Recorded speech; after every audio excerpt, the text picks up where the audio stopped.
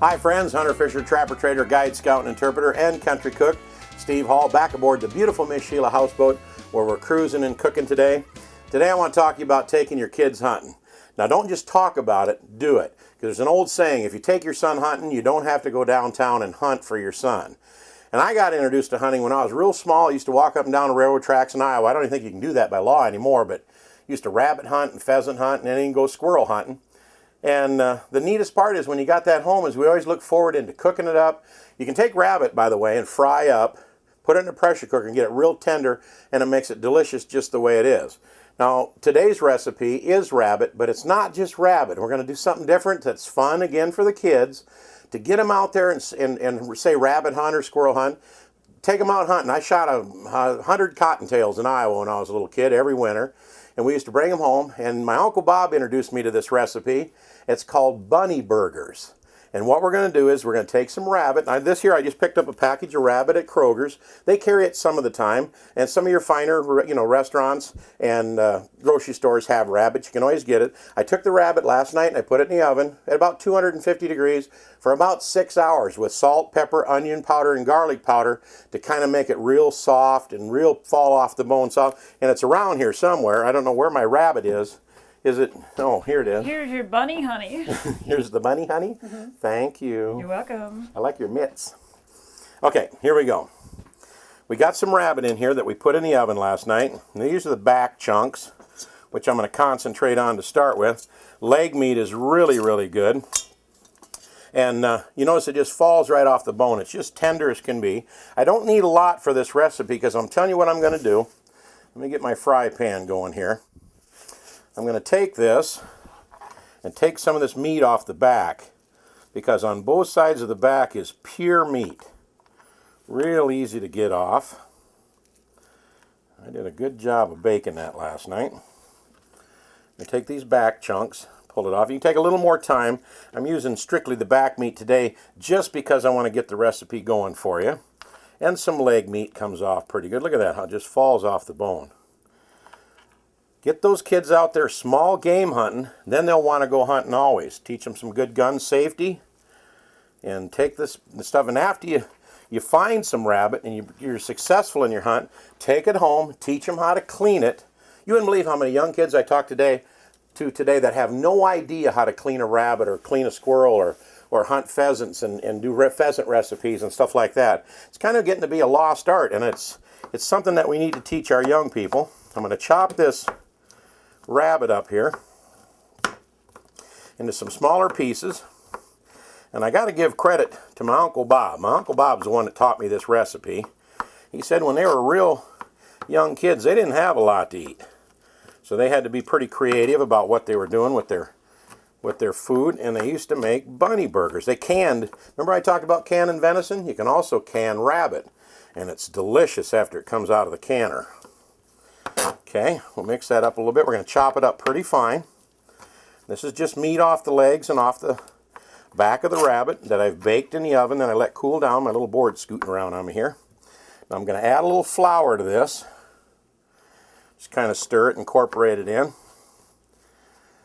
A little bit of flour, not very much, just to make it to where it starts to get almost like some little patties here. I'm going to put some onions in this too. Now you don't have to put onions in yours, but I really like it in there. You can dice up some fine onions and stir them in. Kind of get them happening. Get your flour in there. And I'm going to get just a little dip of butter to kind of mix in there to give me a kind of a binder. And then I'm going to pull this off to the side. I'm going to make a little ball here and start packing it pretty tight. And then I'm going to squish it down flat. Now realize that this is already cooked, so all we want to do is we just want to brown it on both sides. And in my electric fry pan I got 50% oil and about 50% butter. Of course if I had 50% butter I'd have to have 50% oil, wouldn't I? There they go. Get that one in there. Make another one. Pack it real good and solid. A little bit of butter, a little bit of onions, just a little bit of flour. And it makes a little pad. You get the neighbor kids over munching on these, and they're going to want to know, where did you get these delicious little burgers, and what are they? Tell them they're bunny burgers, but we got to go wabbit hunting to start with to get them. And there we go. See how easy that is? Pop that in there. Let me get that going. Just kind of move all this to one side to start with. This will make another one that I'll cook after we turn the cameras off.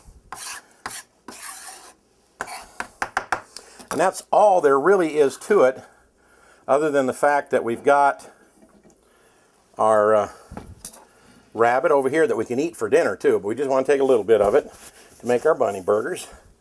And we want to butter our buns top and bottom, like I always say. Keeps everything from soaking into the buns. And you really don't need anything else on these. I guess you could put maybe a little light thing of lettuce or something like that, but I really love the flavor of bunny burgers. I tried it one time up at the cabin. Bob told me about it when he was a kid, and my Uncle Bob is really my hero. He fought in the Second World War, and he's in his 80s now. He still goes bear hunting, still goes turkey hunting, and he's really my hero. So this recipe, these bunny burgers, are dedicated to my Uncle Bob. All right. Look at how nice that looks. Oh, I know Tim likes that camera shot. Looky here. That little bit of flour on there. Look how that browns them up just dandy. I'm going to leave this open so you can watch these cook a second. Got our buns ready. Got our pickles ready. We got our little chips ready. We got, let's pretend we're at the hunting camp, and we got a couple of kids sitting over here. They're all excited. They're ready because they went out rabbit hunting, got a couple of rabbits, taught them how to skin them out, how to field dress the rabbit, how to quarter them up, how to fry them up golden brown, pop them in the oven, bake them at about 250 for 4, 5, 6 hours. You took the meat off, put a little bit of onions in it, a little bit of flour in it, a little bit of butter for binder, pack it into a little ball, then smash it out into a burger. Tell you what I'm going to do. Sheila, could I get some paper towels back there, sweetheart? I'll tell you what I'm going to do is I'm going to put these on a paper towel just for a second. There you go. Thank you very much. I'm going to put these on a paper towel just like if I was frying fish, and drain them just for a second because they're done. Remember, this is already cooked, so it doesn't take long for these little burgers to get done. You just want to brown them up, almost kind of like making salmon patties. And I'm sure some of you have done that before. And when you get these creative, home-cooked, wild-hunted recipes, kids fall in love with hunting. Man, they want to go out. They can't wait to get out there again to get after it. Let's see if we can get one of these to hop up on top of this hamburger bun, so to speak. There's one of them. Oh, man. This reminds me of when Bob first taught me this recipe. There's the other one. There we go. There you go. Bunny burgers that you can make at the hunting camp. It encourages the kids to go out and hunt small game, really gets them introduced to hunting and fishing. And does it taste delicious? Hold on one second, I'll tell you. Wow. You know, you could put a little salt and pepper on it, but I already put salt and pepper and onion powder and garlic powder before I cooked them. You could put a little bit more on the meat, but they're absolutely fabulous. Is this the best bunny burger you've ever made or ate? It's probably the only bunny burger you've ever made or ate. But if it ain't, it ought to be. My name's Steve Hall, and we'll see you next time.